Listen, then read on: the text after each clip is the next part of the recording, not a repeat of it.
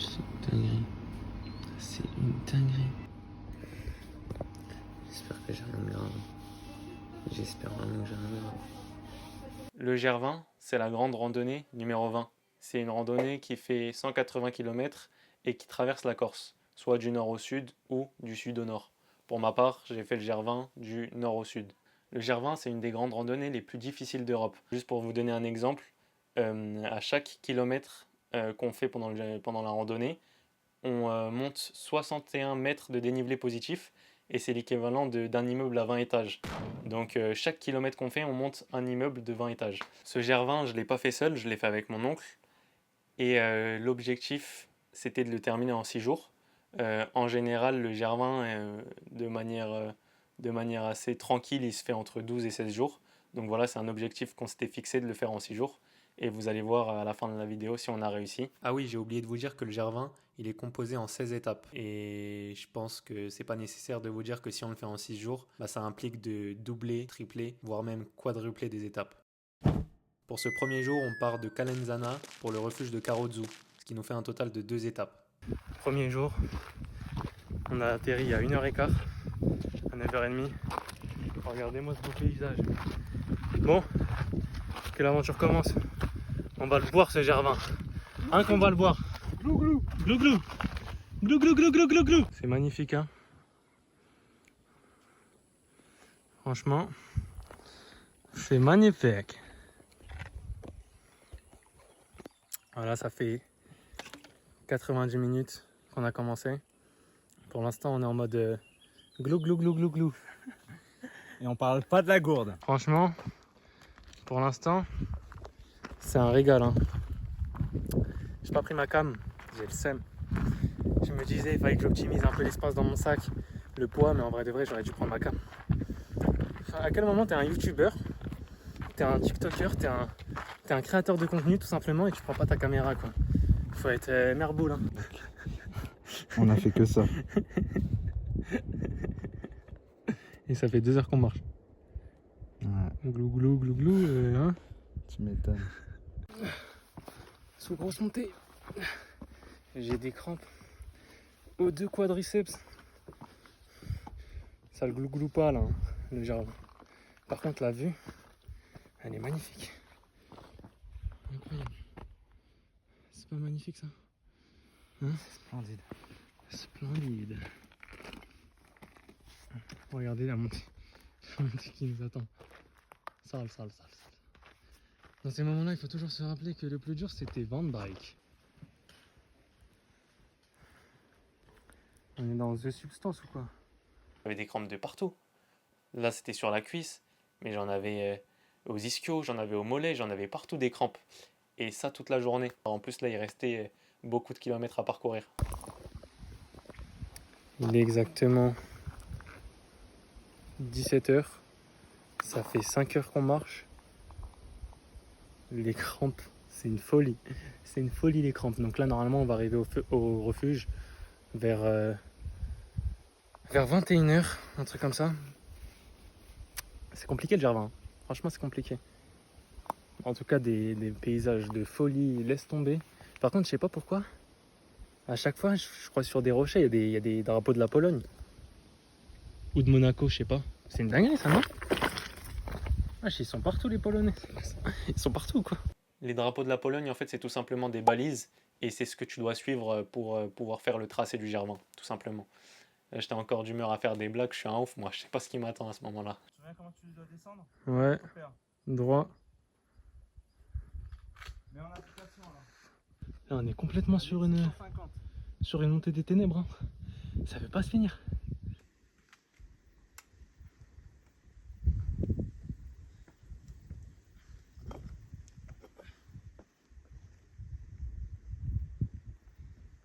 Et là, t'as ma chute en vidéo, genre je meurs en vidéo.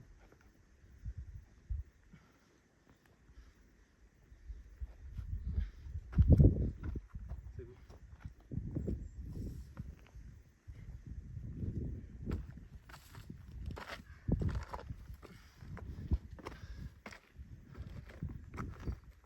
Là, comme vous pouvez le constater, je suis lent de fou. Et je crois que c'était dû à la fatigue et aussi parce que c'était nouveau pour moi, mais c'était vraiment, je pense que c'était dû à la fatigue parce que j'avais un rythme, mais j'avais un rythme là par exemple, là j'ai envie de retourner dans le passé pour me mettre 2 gifles pour me réveiller parce que avec ce rythme-là, ça va nous faire arriver très tard au refuge. On a fait une montée du Turfu. Là, on le voit pas bien, mais on vient de très très loin. Et on vient d'arriver enfin au sommet. Les mouches, faites pas attention, hein. Il y avait des vaches, il y a de la bouse de vache et tout. Voilà, tranquille. Je sens bon. Regardez s'il vous plaît. Wesh, la mouche elle s'est posée sur la caméra, elle est vraiment insolente. Po, po, po, po, po. Po, po, po. Et nous on vient de loin. Je viens de loin. Et vu mon teint. Regardez-moi ça. C'est nimp. C'est nimp.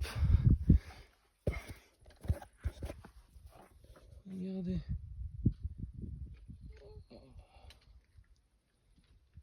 Ils veulent m'éteindre en fait.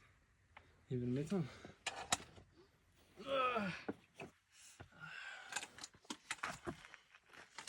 Crampe de fou. C'est nimp, c'est nimp. C'est bientôt la fin de la première journée. Et à ce moment-là, je me suis pris un coup au moral. Au début, en fait, on était vraiment naïfs. On croyait que ça allait être de l'eau. À chaque fois qu'on montait, Omar, il disait que ouais, ça va être le point de bascule. Mais non, il n'y a pas de point de bascule. Tu montes, tu redescends, tu remontes. Après, devinez quoi? Tu redescends. Et après être redescendu, qu'est-ce que tu fais? Tu remontes. Mais après être monté, tu redescends, c'est logique. Après une montée, il y a une descente. Sauf qu'après une descente, il y a encore une montée. Et ça en finissait pas. C'était trop une dinguerie. Et moi, j'étais fatigué de fou. Il y a un moment, on s'était posé, il y avait le coucher du soleil, on n'était pas encore arrivé. Je me suis dit, mais vas-y, on va dormir là en fait. Sur le plan qui va suivre, vous allez voir que j'ai pris un petit peu conscience de la difficulté qui nous attendait et qu'on subissait déjà. Qu'est-ce que c'est dur, les gars. Le GR20, je vais pas le boire. Je vais pas le boire. On va le faire en 6 jours, mais sans le boire. On va commencer à le respecter un petit peu. Je vous mens pas. Mon mental, il a flanché. Là, il est 23h. Depuis tout à l'heure, on marche. Depuis qu'il est 10h, là. Marcher plus de 11h. Les gars, les meufs, je suis KO. Et comme mon mental, il a flanché, alors j'avais peur un peu tout à l'heure. Parce qu'il y a des endroits, ils sont en mode ah. Et il y a même des endroits qui font pas super peur. Mais comme j'avais mon mental en mode tu vois, c'était fou. Et même des trucs qui étaient pas censés faire peur, ça me faisait rep. Non, franchement, c'est une dinguerie de gérer. Et c'est là que je me rends compte que, en vrai de vrai, je suis encore un enfant. Quand je faisais des randonnées avec le daron et qu'il y avait des grosses descentes, j'étais là, j'étais en pleurs, laisse tomber. Et voilà, j'ai chaud. Comme si j'avais 10 piges. Non, franchement, c'est fort. Résultat de cette première journée, on a fait plus de 24 km, on a marché plus de 10 heures et on a fait environ 2800 mètres de dénivelé positif. Et on est arrivé au refuge de Karozu vers les coups de 23h.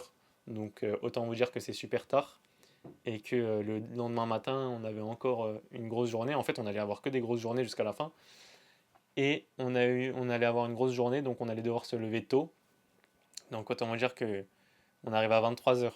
On doit se lever tôt. Je vais pas récupérer de mon sommeil, j'ai envie de vous dire. Et là c'était assez drôle parce que on avait mis un réveil à 5h30. Naïveté. Donc le matin, moi j'arrive plus à dormir, il est vers 4h environ. Et je regarde le téléphone de mon oncle et je regarde la journée qui nous attend. Et là je vois 15 heures de marche. Donc je réveille mon oncle et je lui dis « Tonton, réveille-toi, on a 15 heures de marche aujourd'hui. » Je crois que cette journée, c'était la journée la plus dure. Ouais, la journée la plus dure, je crois. Nous voilà au deuxième jour. On part du refuge de Karozu pour finir à Tijetu. Ça nous fait 2 étapes. Et j'ai pas envie de vous spoiler, mais je tiens à vous dire que une fois arrivé au refuge de Tijetu, ça s'est pas passé comme prévu.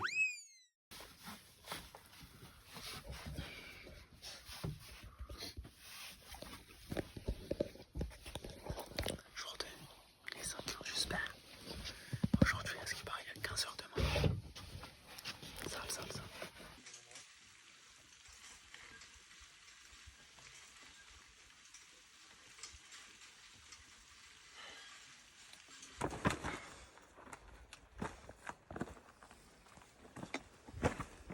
Bon, là on se dirige complètement vers l'étape 4. Donc on a fait l'étape 3. Aujourd'hui c'est 15 heures de marche. Excuse-moi, je te coupe. Hein. Ouais. Étape 4, c'est-à-dire qu'on est en 4e jour. Non, c'est en fait on double les étapes, du coup là on est au 2e jour seulement. On est en train de le boire. Comme t'es en train de boire. À la vôtre. Non, je rigole, on boit pas le Gervin. Jamais je refais un truc où je peux mourir, c'est mort. Ça va faire des marathons et des semi-marathons seulement.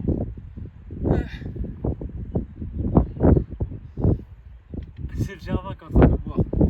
Non, pas.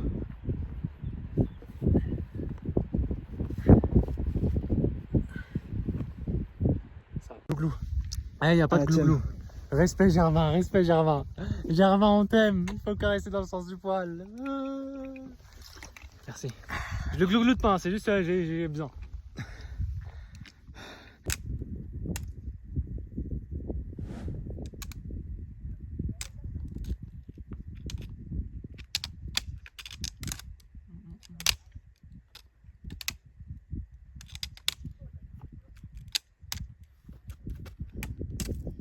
C'est chiant avec les bâtons.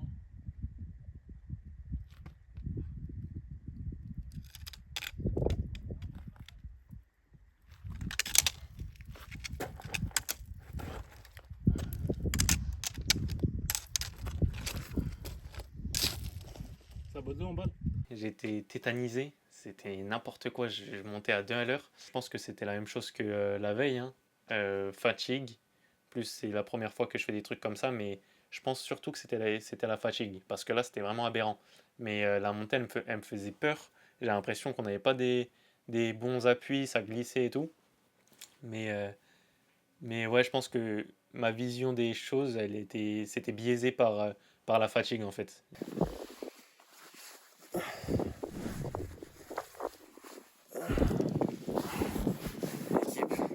Vous pouvez pas savoir à quel point c'est dur. Là, je suis à 2600 mètres d'altitude à un sommet. J'avais dit que ça allait être ma pause parce que j'étais en train de souffrir en montée, j'en pouvais plus.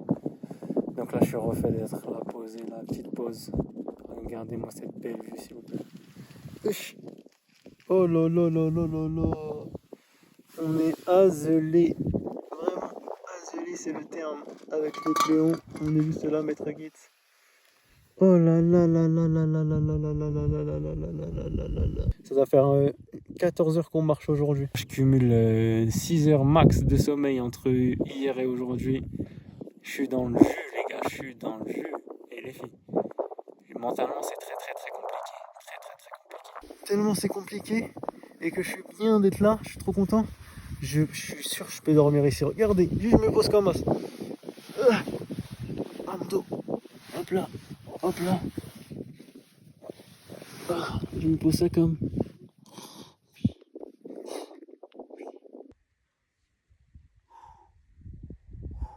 On dirait un lémurien, comment t'as sorti la tête. T'as pas vu la descente comme elle est raide? Allez, direction refuge. Tire j'ai tout. Ou tic j'ai tout. Ou je sais pas. Vue incroyable. Et là, c'est la descente. Let's go! Il était environ 18h, un truc comme ça. On se disait qu'on allait arriver au refuge à 19h, qu'on allait pouvoir manger. Spoiler, non, on n'a pas mangé. On n'a pas mangé parce qu'on est arrivé à 21h20 au refuge. On faisait la descente, on a vu le refuge au loin, on s'est dit ouais, on voit le refuge. Mais en fait, plus on descendait, plus le refuge il s'éloignait, c'était terrible. Et puis je descendais à 2 à l'heure. Comme je vous ai dit, moi j'étais dans un état second. Il a eu beaucoup de patience, hein, mon oncle. Hein. Parce que d'habitude, il n'est pas aussi patient, mais il était patient, il me comprenait un petit peu. Mais à la fin, il m'a secoué, il m'a dit hey Les, on va pas y arriver là si tu continues comme ça. Donc, vers la fin de la descente, on a tapé un sprint, on a couru à mort pour essayer d'arriver le plus tôt possible. Résultat, on est arrivé à 21h20 au refuge. Et là, il s'est passé quelque chose. C'est très marrant. Post-événement, c'est très marrant. On arrive, 21h. Mon oncle, il rentre dans le refuge. Je lui demande s'il y a quelqu'un pour qu'on puisse manger. Et là, il y a le chef de refuge, le gardien de refuge qui vient, qui débarque. Et il commence à nous... Pour vous dire le terme exact, il nous a grondé. Voilà, il nous a grondé. C'est comme si on était des enfants de 5 ans et il nous grondait, il nous faisait la morale. Nous voilà au 3e jour et on part du refuge de Chijetu pour rejoindre le refuge de Mangano, un total de 2 étapes. C'est un truc de fou le jardin. On est le 3e jour. Hier, on est arrivé en retard au refuge. Le dirigeant du refuge, il voulait nous agresser. Il n'allait rien faire, parce que tu connais. Mais c'est vraiment très dur. Point positif, j'ai réussi à bien dormir cette nuit. Là, on revient d'une grosse montée. Regardez. On voit rien quand même. Tellement c'est une montée par les fonds. Mais bon, aujourd'hui je me sens mieux. En fait, depuis le début du GR20, j'ai été grave fatigué. Du coup, j'étais apeuré par les trucs et tout, par les montées à escalader. J'étais grave apeuré. Je marchais avec la crainte à chaque fois. Ça veut dire que ça m'épuisait mentalement. Là, ça va largement mieux. J'espère que le reste de la journée, ça va être carré. Et qu'on va arriver au refuge à l'heure. Franchement, pour l'instant, tout va béné. Bon, là, il doit être, je sais même pas, il est quelle heure? Il est 15h11. Il est 15h11. Là, je crois que je traverse un moment dur. Je suis KO de ouf. On a monté. Il nous reste encore de la montée. Et normalement, on arrivera à l'heure au refuge. Mais là, vraiment, je suis KO. Mais par rapport à hier et tout, cette nuit, elle m'a fait vraiment du bien. Là, je sens que c'est Ilyes Gitz. T'as capté? Ilyes Gitz en mode Super Saiyan. Parce que hier, avant-hier, j'étais pas Ilyes Gitz. J'étais Ilyes Klakos. Et comme je suis KO, je me recharge en glucides. On devait manger environ toutes les heures, toutes les 2 heures. On mangeait des barres de glucides. On faisait que manger, on faisait que se mettre bien en termes de sucre. On ne laissait aucune place aux carences. Et ça, c'est un truc qu'on a archi bien géré, puisque en soi, les manques d'énergie liés à la nourriture, on n'en avait pas.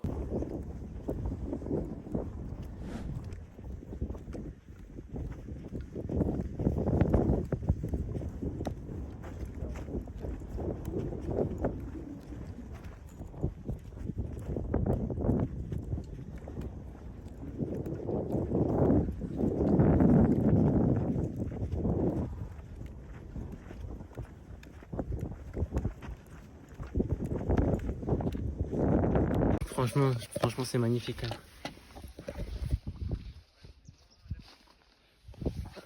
Combien de fois on a pensé à abandonner? Et là, ça se passe bien, c'est un plaisir de fou. Et de se dire qu'on n'a pas abandonné. Et comme mon oncle disait, c'est pas abandonner en mode on est gaze. C'est abandonner parce que c'est la seule option, parce que c'est trop dur et que, vas-y. Et même si c'était trop dur et tout, on n'a pas abandonné. Quand on aura terminé, on aura le mérite. On aura le mérite de... Vas-y, j'ai plus les mots. Je vous explique en bas.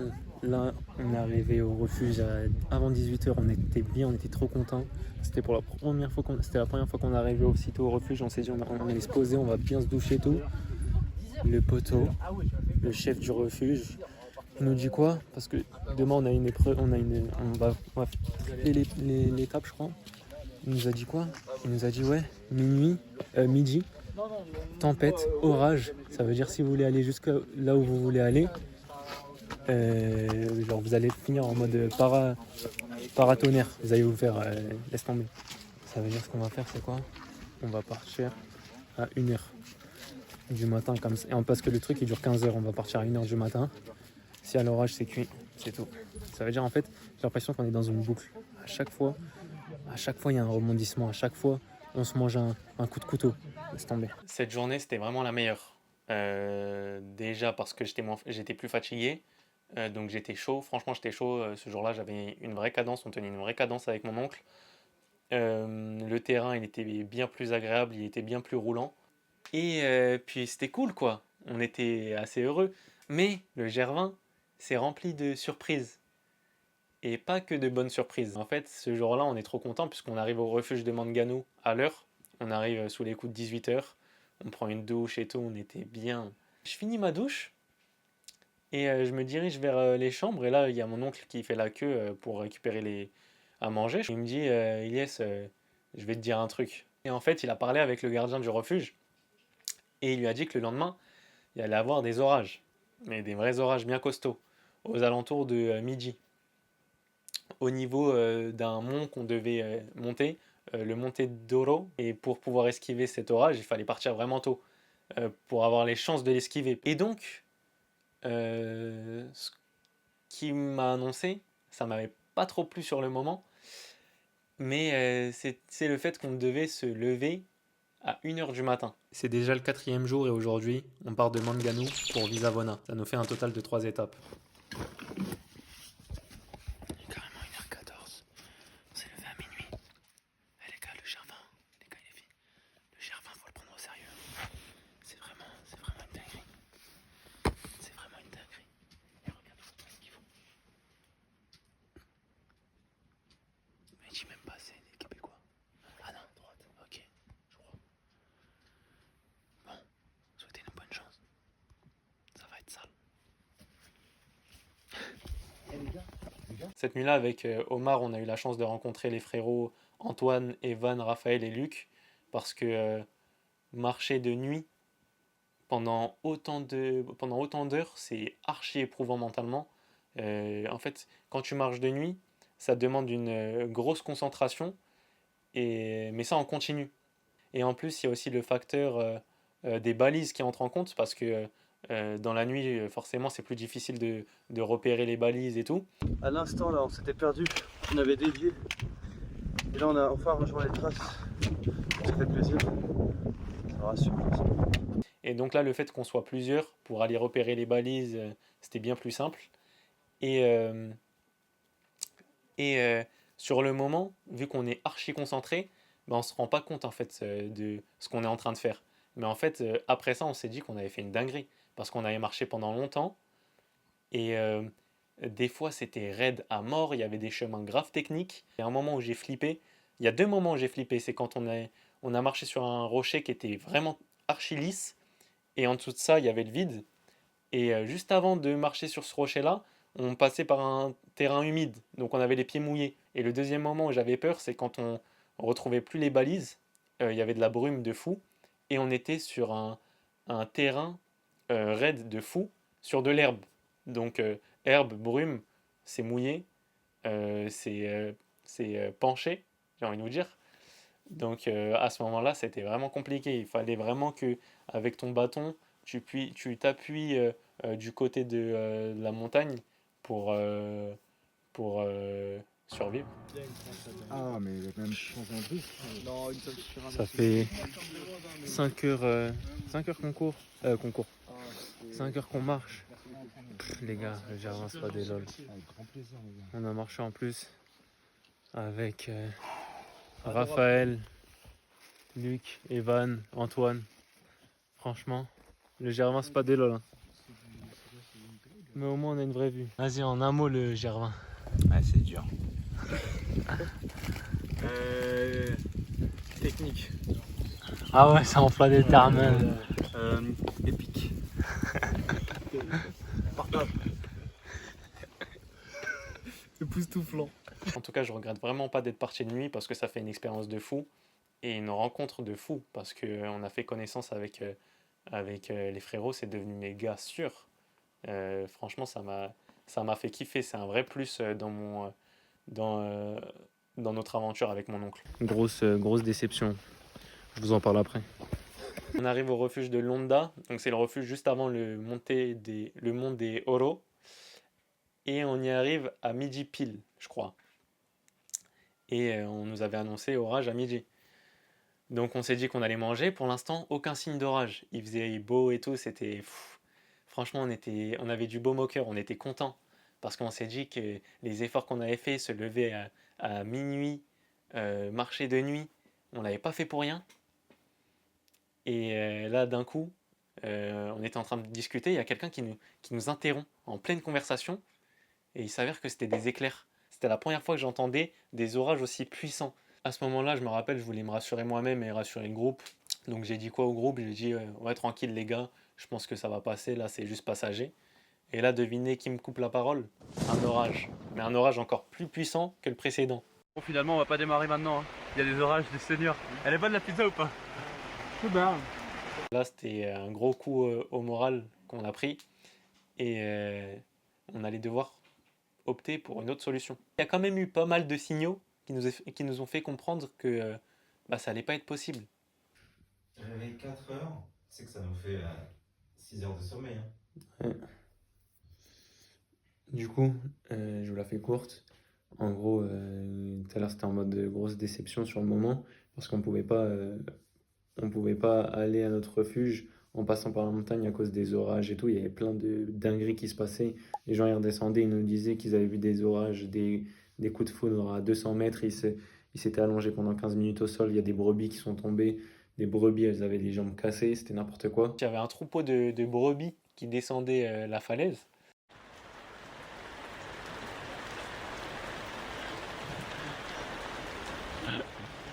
Incroyable. Oh, il y en a plein. Et il y en a une qui est décédée. Il y a une brebis décédée, ouais. Elle est tombée de la falaise. Et moi, à ce moment-là, je me suis dit, mais attends, mais les gars, la brebis, là, elle est décédée. Mais la brebis, vous savez qu'elle a 4 pattes. Nous, on a que 2 jambes. Donc, si une brebis décède alors que c'est son territoire, j'ai envie de vous dire que ça peut être compliqué, tu vois. Donc on a décidé de faire demi-tour on a décidé de faire demi-tour et de en fait contourner le mont qu'on aurait dû grimper. Du coup, on a évité ce risque-là et ça nous a mis pas mal de temps. Avant que vous regardiez les plans qui vont suivre, je tiens à m'excuser auprès de tous les habitants de Visavona parce que j'ai vraiment torturé le nom de votre village. Et on est arrivé là à Vinzavon ou un truc comme ça à 19h15. Donc voilà, demain réveil 4h. Avant-dernière journée, on a 40 km à faire, marathon. Nous voilà au 5e jour, l'avant-dernier jour de cette aventure. On part de Visavona pour rejoindre les refuges du Skiolu. Ça nous fait 3 étapes et environ une quarantaine de kilomètres. On va falloir une boost. Ouais, obligé. Il est 4h37. 4h37, on est toujours au refuge de Visavone. Visavona. Et aujourd'hui, étape cruciale, c'est l'avant-dernier jour. 39 km, comme je l'ai dit hier, ça va. Aujourd'hui, c'est charbon, mais bon, c'est comme ça tous les jours. Je vous capte après. Ça va être dur, ça va être dur. 45 km, enfin 39 km, ça me fait pas peur. Regardez, ça va être très dur. Comme d'hab. On va tuer ça quand même. Qu'est-ce que c'est dur, les gars. J'ai la peau des yeux arrachée, c'est trop. C'est trop. C'est au mental, il n'y a plus de physique là, c'est juste du mental. L'avantage de partir très tôt, c'est le fait qu'on a le droit à un très beau lever de soleil. Je suis désolé de ne pouvoir faire beaucoup de plans, mais c'est vraiment dur cette histoire. Regardez comment c'est beau, ça rase. Regardez. C'est magnifique. On vient de monter là. On vient du village qui est là-bas, là, je crois. Visavona. On a monté tout ça.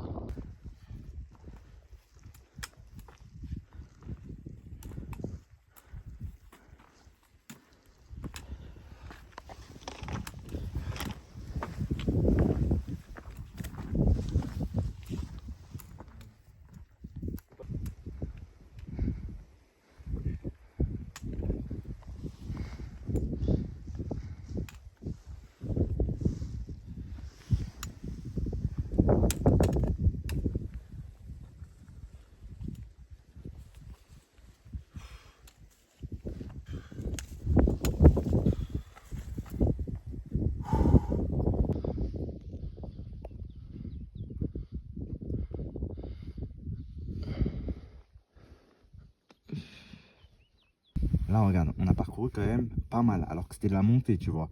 Faut voir les côtés positifs. On est parti de là, on a fait que de grimper, mec. Hein.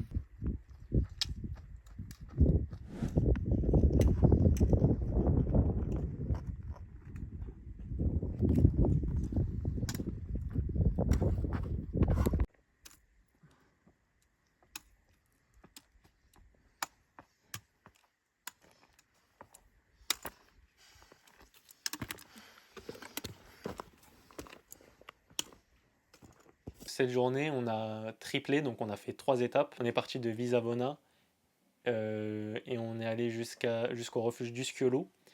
Et on a découvert une nouvelle particularité du Gervin, c'était les rafales de vent sur les crêtes. 10h22. 10h22, 19h22. Enfin arrivé au refuge. C'était compliqué, le vent il m'a mis des coups de pression au sommet. J'ai eu chaud de fou, Le Gervin c'est dur, hein, c'est dur. Mais une fois que ce sera terminé, on sera bien content, très très très content. Je crois que je vais faire comme... Non, je crois que je vais dormir, je rentre chez moi, je dors 25 heures. Ah, c'est mort. On arrive au refuge d'Iskiolo à 19h environ, donc c'était aussi une bonne journée. Je me rappelle que sur la fin de cette journée, il y avait une montée interminable. Quand je vous dis interminable, c'était vraiment interminable. En fait, c'est des montées en zigzag pour aller jusqu'au point de bascule. Et en fait, à chaque recoin, tu vois le sommet. Tu te dis que ah c'est là, c'est maintenant. Mais non, encore un autre zigzag. Là, tu te dis ouais c'est bon, on va enfin arriver. Non, c'était interminable. Franchement, c'était interminable. Et là, j'avais le seum. J'avais le seum contre la montagne.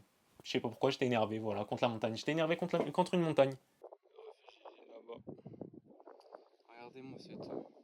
Après, je sais plus on est à combien de mètres d'altitude, mais j'avoue qu'on est 5 sur 6. Demain, dernier jour.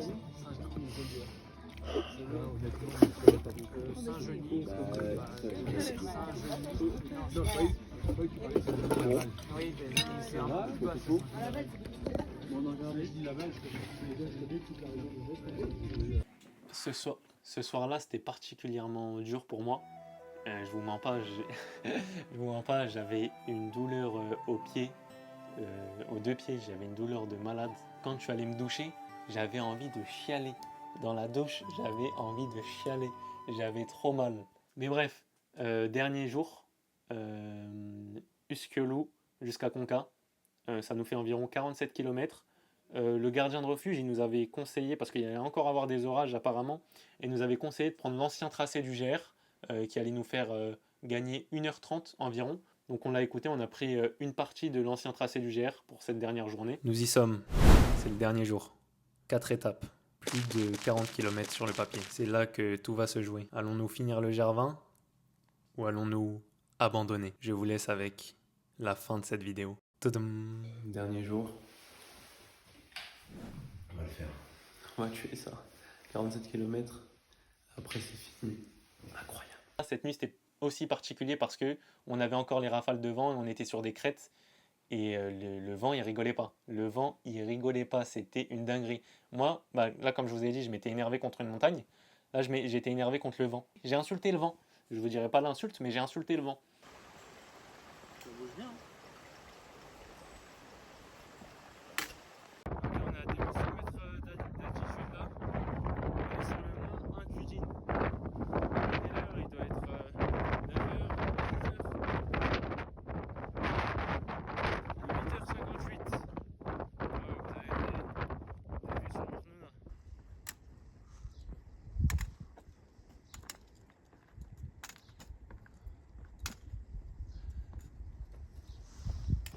Un peu plus de gris.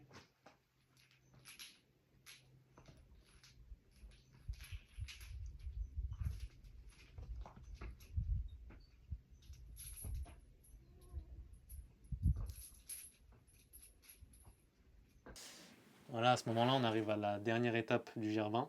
Ce jour-là, on a quadruplé. J'en ai fait 4 étapes. Donc là, on est arrivé à la 3e étape.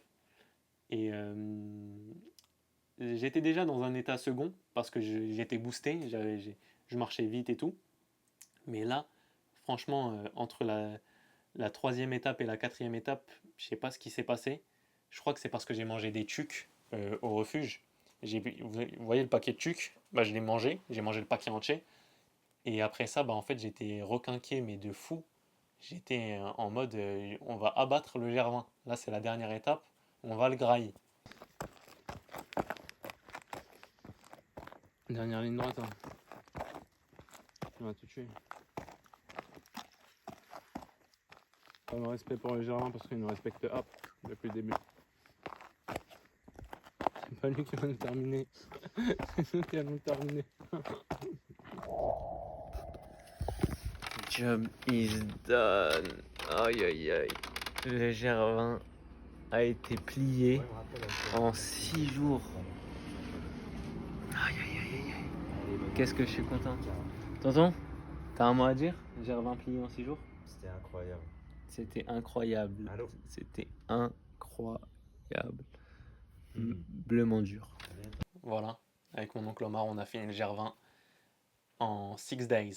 Mission accomplie. Bon, avant de conclure cette vidéo, je pense qu'il est temps de vous raconter ce qui m'est arrivé, ce qui est arrivé à mes pieds. C'est pas une dinguerie monumentale, mais bon, je vais vous le dire puisque j'ai fait le mec à vous mettre un teaser de ouf de moi aux urgences. Le 3e jour, le matin, j'avais mis des pansements double pot pour couvrir des ampoules parce que ça me gênait. J'ai eu des ampoules et on m'a dit qu'il fallait mettre des pansements double pot. Comme ça allait pas me gêner et j'allais pouvoir marcher et tout tranquillement. Donc le matin du 3e jour, je mets ça. Et le soir, arrivé au refuge de Manganou, je vois les pansements et c'est dégueu. Genre, j'ai l'impression que... Je sais pas ce qui s'est passé dans... ce qui est arrivé à ma peau, mais j'ai l'impression que c'était dégueu. Et la particularité en fait de ce pansement-là, je crois qu'il faut pas l'enlever. Il faut pas l'enlever jusqu'au dernier jour de l'effort. Et moi, comme je suis là, il faut le dire, là, j'ai été bête. J'ai enlevé le pansement de mon pied gauche. Je l'avais aussi sur le pied droit. Et en fait, en enlevant le pansement de mon pied gauche, en fait, j'arrache ma peau, j'arrache ma cloque. Et on voit ma chair. Là, c'est ma chair qu'il y a. Avec ça, je pouvais pas continuer à marcher. Donc, ce que j'ai fait, c'est que j'ai dû remettre le pansement double pot qui colle bien. Et j'ai marché tous les jours avec un pansement que j'ai recollé. Donc, résultat, à la fin du Gervin, en fait, ça s'est infecté tout simplement. Donc, le lendemain du Gervin, quand j'étais arrivé déjà à Paris, mes pieds ils ont commencé à gonfler et tout. Et donc, je suis allé aux urgences, tout simplement. Et là, tranquille, mes pieds ils vont mieux. Je vais pas vous montrer mes pieds, mais ils vont mieux. Direction les urgences. J'ai appelé un médecin du SAMU là. J'ai l'impression qu'il n'avait pas capté. J'ai l'impression le ref il n'avait pas capté que j'avais remis un truc bien collant sur ma chair, plus un bandage et tout. Là mes pieds ils ont gonflé, il m'a dit que c'était normal puisque j'avais couru 180 km. Mais vas-y. Moi les docteurs là ça commence un peu à me. Chaque fois que j'ai une blessure ils m'ont dit de la caille. Je vais aller aux urgences voir ce qu'ils vont me dire. Ça casse les couilles. Bip. Ça casse les couilles. Bip. J'ai juste envie de dormir.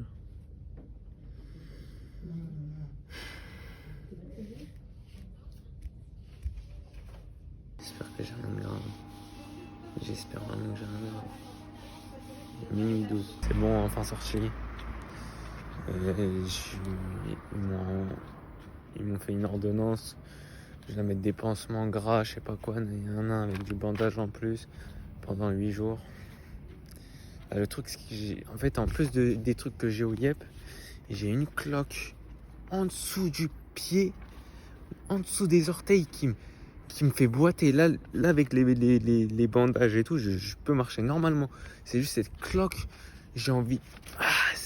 Je crois que je vais la wet, la cloque. Mais elle fait mal. Soit c'est moi, je suis devenu fou, j'ai pas beaucoup de sommeil. Et mes idées, elles sont. Genre, je sais pas, c'est biaisé. Soit, ouais, je sais pas. Mais ça donne ça, regardez.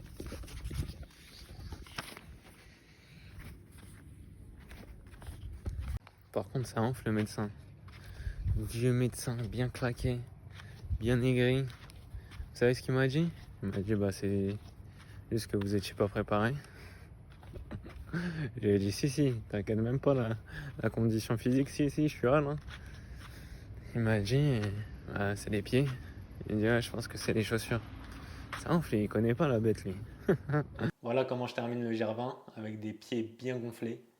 Et je crois qu'il est temps de terminer aussi cette vidéo. Donc pour conclure, je vais vous exprimer ce que je ressens après avoir fait cette grande randonnée. Le Gervin nous a fait comprendre que nos limites sont bien plus hautes que ce que l'on croit. Le Gervin m'a permis de réaliser que le corps de l'être humain pouvait s'adapter à bien des difficultés. Le GR20 a renforcé mon idée selon laquelle mes proches sont extrêmement importants pour moi. Savoir que des personnes s'inquiètent pour vous depuis des centaines de kilomètres fait du bien et donne de la motivation, celle de réussir pour pouvoir les rendre fiers et les soulager. Le GR20 m'a permis de rencontrer et d'apprendre de gens incroyables.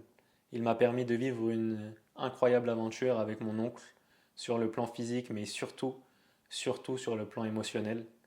Je pense pas avoir tout dit, mais je dois finir cette longue vidéo et je la termine en remerciant mon oncle sans qui je n'aurais pas pu faire cette aventure. Je pense que notre duo nous a permis de tenir bon jusqu'à la fin et que sans lui, nous aurions abandonné. J'aimerais remercier mes proches, ma petite sœur et mon grand frère qui ne se faisaient même pas de soucis pour moi car ils ont confiance en mes capacités.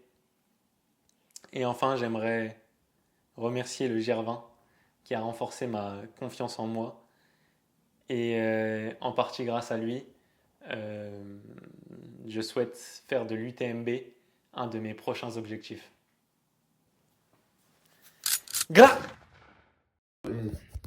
T'as vu, fais-le en 6 jours, je te jure, t'as mon respect jusqu'à la fin de tes jours. Ah ouais, et tu me prends en maillot, ça. Ouais. Maillot de mon choix, hein. Ouais, tout fait. Ok, ça m'a l'air pas mal. Donc là, tu crois pas que je peux le faire en 6 jours? Et t'as vu, la cote, elle est à 25. Oh, 4,25! Non, Comment 25. vais-je faire? 25, t'as dit? Oui. Ouais. C'est beaucoup 25, frère. C'est énorme. En tout cas, ça fait plaisir, tu crois en moi, ça fait T'as vu la plaisir. Ouais! La cote de Etienne, tu crois en moi ou pas? Sur les 6 jours, Ouais, j'ai du mal. Hein. t'as du mal. Eh les gars, je vais le faire en 6 jours, frère. Mais c'est que tu veux.